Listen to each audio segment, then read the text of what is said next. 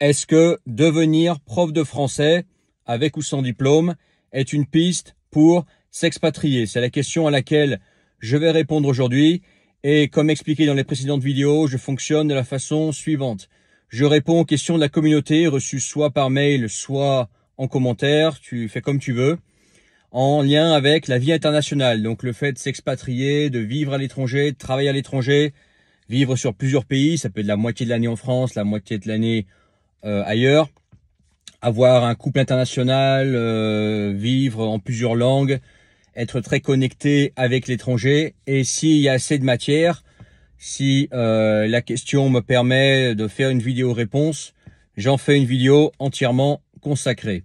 Et donc aujourd'hui, alors la question exacte, c'est pas tout à fait ça. La question c'est, est-ce que devenir prof FLE, donc français langue étrangère, sans diplôme est une piste pour s'expatrier? Je vais dire ce que j'en pense et quelle est mon expérience. Et quand je dis expérience, ça veut pas dire que moi, je l'ai fait. D'ailleurs, je l'ai pas fait. J'ai jamais été prof tout court d'ailleurs.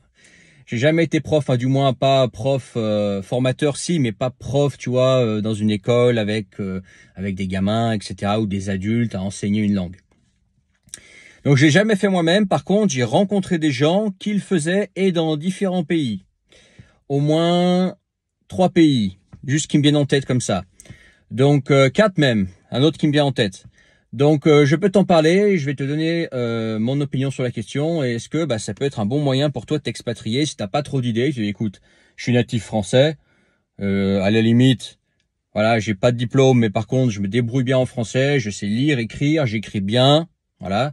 Je m'exprime bien quand j'ai envie de m'exprimer correctement. Donc pourquoi pas devenir prof de français? Alors, moi j'ai rencontré des gens qui étaient profs de français à l'étranger ou qui étaient à l'étranger en tant que prof de français. Sous 2 formes différentes. Soit c'était des salariés, ça veut dire qu'ils travaillaient dans le pays pour un employeur local en tant que prof de français. Ou soit c'était ce qu'on appelle communément un digital nomade. C'est-à-dire quelqu'un en fait qui était prof de français à distance. Ok, je pense à quelqu'un que je connaissais qui vivait en Thaïlande et qui était prof d'anglais. Donc prof de français, ça peut être la même chose en fait, sauf que tu t'adresses à des gens qui veulent enseigner le français, qui était prof d'anglais en ligne depuis la Thaïlande. Voilà, j'ai rencontré quelqu'un au Japon qui était prof de français là-bas. J'ai rencontré plusieurs personnes qui étaient profs de français en Russie. Ok. J'ai également rencontré une personne qui enseignait l'anglais à des Asiatiques en Australie. Voilà, toujours à distance, ok? Donc, il y a 2 façons de fonctionner. Soit tu deviens prof de français en ligne sur une place de marché, comme par exemple italki ou d'autres alternatives qu'il y a aujourd'hui. Ça doit être très facile à trouver sur Google. Mais regarde italki. italki, c'est une plateforme, jadis une plateforme, tu vois, pour trouver des partenaires linguistiques, mais petit à petit, c'est devenu de plus en plus payant et de plus en plus tourné vers l'enseignement. Et puis aujourd'hui, ce que tu trouves là-bas, c'est avant tout des profs ou des locuteurs d'une langue, ok? Donc ça, c'est le premier moyen. Tu es en France aujourd'hui, tu veux te barrer de France, tu deviens prof de français en ligne sur une plateforme d'enseignement de langue. Au début, bien évidemment, ça, comme tous les freelances, ça peut être un petit peu difficile à mettre la machine en route parce que t'as pas, comment dire, de réputation, t'as pas encore été noté par des clients, etc. Mais petit à petit, tu vas faire ton trou, si c'est ce que tu as envie de faire et que t'es bon à enseigner le français. Tout le monde n'est pas destiné à enseigner le français. Être bon en français, savoir bien s'exprimer en français, ne fait pas forcément de toi un bon prof. Ok? Comme tu as des personnes qui parlent à l'arrache, qui surveillent pas leur langage quand ils parlent, mais par contre, quand ils font l'effort de parler correctement, d'articuler correctement et l'effort d'enseigner, ça peut être des très bons profs. Donc c'est pas pour tout le monde, tu vois, le fait d'être prof de langue, ok? Moi personnellement, j'ai pas la patience pour être prof de langue. Alors, formateur sur comment apprendre des langues par toi-même, devenir polyglotte, ça oui, mais c'est pas la même approche. Moi j'enseigne une compétence, c'est pas enseigner la langue, où il faut être vachement patient, etc. Okay. Donc ça, c'est la première option. Tu es en France, tu te mets sur Internet, tu trouves une place de marché qui existe en ligne, sont vraiment pas difficiles à trouver, sur laquelle tu te mets prof de français en tant que freelance, sans diplôme, sans rien, juste, voilà, tu proposes en fait ton temps en échange de la pratique du français et éventuellement tu corriges. Si tu deviens bon, tu te fais une réputation et comme ça, tu peux potentiellement te faire un salaire, te faire un revenu. Combien ça gagne? Est-ce que c'est facile de réussir? J'en sais rien, je l'ai pas fait moi-même. Je sais qu'il y a des gens qui le font, c'est tout, ok? Mais là, ça peut être la première option. Puis une fois que tu gagnes ta vie sur Internet, bah tu sais, moi j'en parle tout le temps sur mon autre chaîne. D'ailleurs, c'est ce que je fais moi depuis 7 ans. Moi, je gagne ma vie sur Internet. Une fois que tu gagnes ta vie sur Internet, que tu es prof en ligne, bah tu vas où tu veux. Voilà. T'enseignes le français depuis l'Espagne, depuis la Thaïlande, depuis je sais pas la Sibérie, depuis l'Amérique du Sud. On s'en fout. Toi, c'est voilà. Et ça se fait donc avec ordinateur, sur Skype, etc. en général. Ok, c'est la première façon. Deuxième façon de devenir prof, et là on va parler plus de diplôme, etc. Prof de français à l'étranger ou prof de n'importe quelle langue. Si tu es par exemple franco-américain et que tu as grandi aux États-Unis, rien ne t'empêche d'enseigner l'anglais. L'anglais, c'est la langue la plus demandée dans le monde, partout. Le français, c'est pas mal demandé, mais c'est loin derrière l'anglais. Mais bon, on va rester dans le français comme la question c'est le français. Et qu'on parle français sur cette langue, forcément on s'adresse à des francophones, donc l'anglais on s'en tape. C'est juste pour l'exemple. Comment ça peut se passer? Soit tu vas te rapprocher d'une école de langue. Et là, par exemple, je pense au cas Japon que j'ai rencontré. Tu vas aller dans le pays directement et tu vas postuler à des écoles de langue directement dans le pays dans lequel tu as envie de vivre. Ça peut être le Japon, parce que j'y pense, c'est là-bas où j'ai rencontré un prof de français. Mais ça peut être dans d'autres pays. Ça, c'est à toi de voir. Essayer de voir sur le terrain, est-ce qu'il y a des écoles de langue? Et surtout, toi qui me poses la question sans diplôme, quels sont leurs critères? Est-ce qu'il y a des critères qui sont obligatoires? Parfois, j'ai ouï dire, mais j'ai pas confirmé l'information, comme je me suis jamais vraiment intéressé à cette façon de s'expatrier, que parfois il suffirait d'être seulement un natif de la langue pour être embauché. Ça va dépendre des écoles. Parfois, être natif, ça suffit. Par contre, des fois, des écoles te demandent, par exemple, un bac+3. Te demandent d'avoir une licence, par exemple.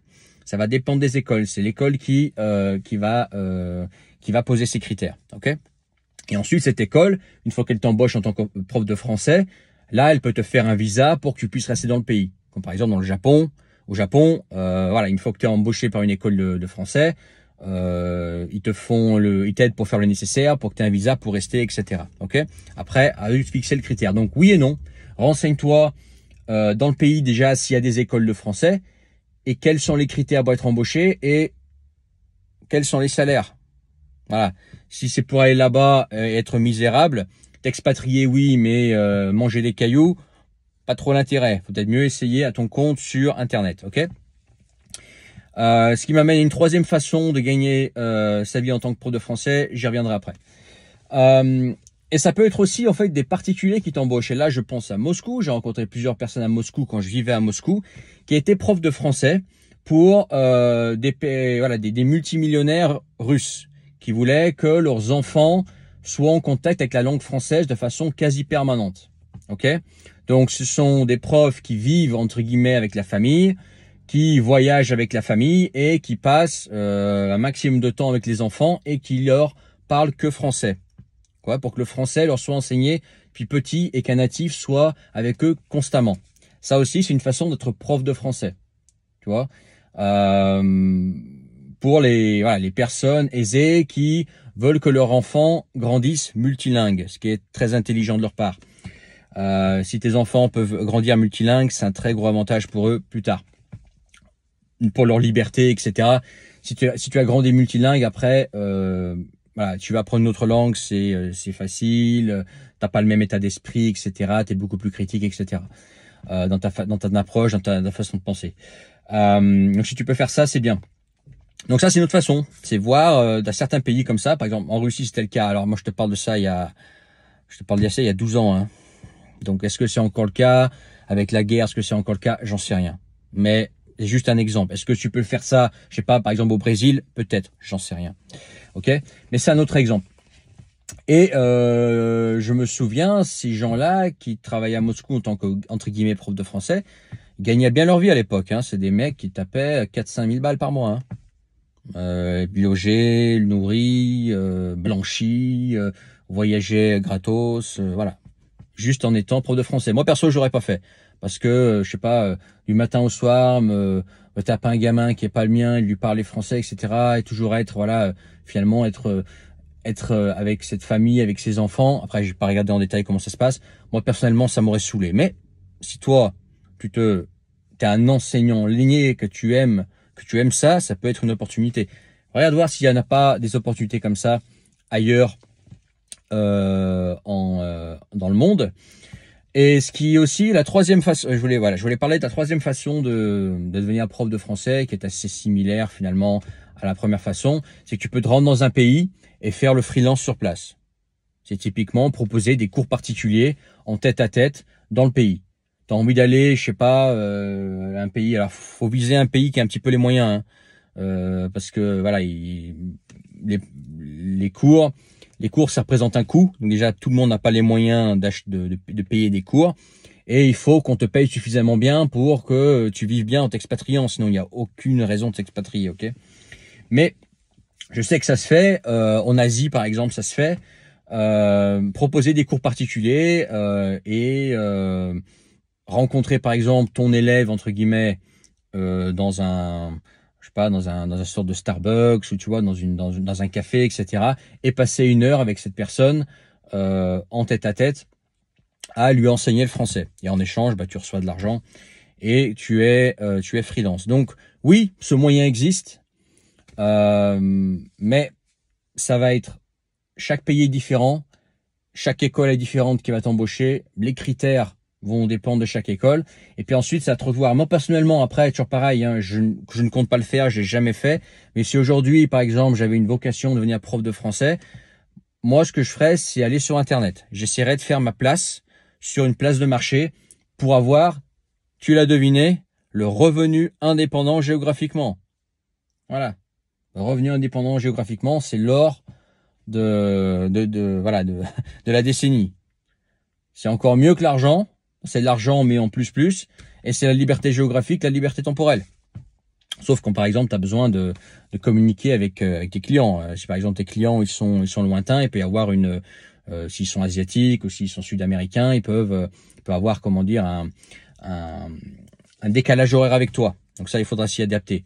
Mais moi, personnellement, j'essaierai de percer sur Internet en tant que prof de français. Et puis, une fois que tu gagnes ta vie sur Internet en tant que prof de français, bon, bah, écoute, tu vas où tu veux.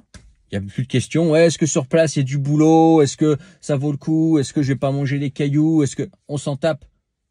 C'est déjà tout fait. Tout ce que tu as à faire, c'est aller dans le pays et trouver un moyen de rester s'il faut un visa. Et puis c'est tout.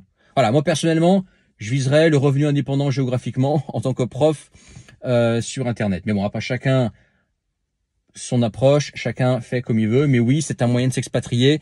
Après, sur pareil, je l'ai pas fait, je rappelle, mais des profs que j'ai rencontrés, il y a des gens qui vivaient, mais c'est pas un truc avec lequel tu peux potentiellement t'enrichir. C'est pas un truc avec lequel tu vis particulièrement bien. Tu payes tes factures, tu as ton train-train, mais voilà. C'est assez plafonné comme carrière, quoi. T'es prof de français, le maximum qui puisse t'arriver, c'est monter ta propre école de langue, quoi. Voilà. Mais ça s'arrête là. Si tu as trouvé ça intéressant, mets ton pouce. Voilà, dans la description, revenu, non, c'est pas la bonne chaîne.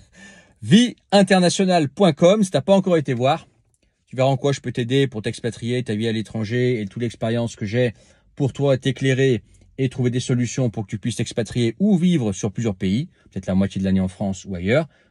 Vieinternationale.com. On aura quand même parlé du revenu indépendant géographiquement que tu recevras pareil. Si tu regardes dans la description le premier lien, tu fais partie, tu as un moyen à un moment donné, je vais te parler du revenu indépendant géographiquement, ça t'intéresse. Tu cliques dessus, tu laisses ton mail et comme ça, tu vas recevoir de ma part les infos. Et qu'est-ce que j'ai oublié? Abonne-toi évidemment, c'est pas encore fait. Partage et commente sous une de mes vidéos. Et si je reçois une question pertinente, tu me poses une question par rapport à l'expatriation, la vie à l'étranger, bosser à l'étranger. C'est une bonne question d'ailleurs, merci.